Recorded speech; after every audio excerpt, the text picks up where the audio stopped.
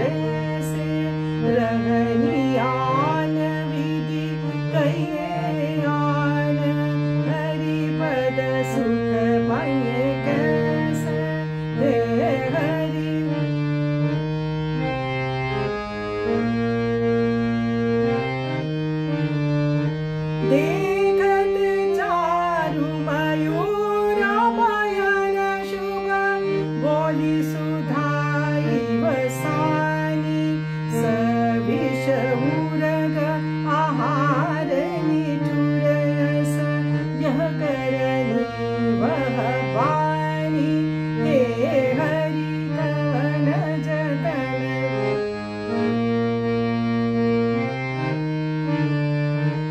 अखिल जीव वासल निर्मासल चरण कमल अनुरागी ते तव प्रिय रघु वीर धीर मति अतिशय निज पर त्यागी हे हरि कवन जतन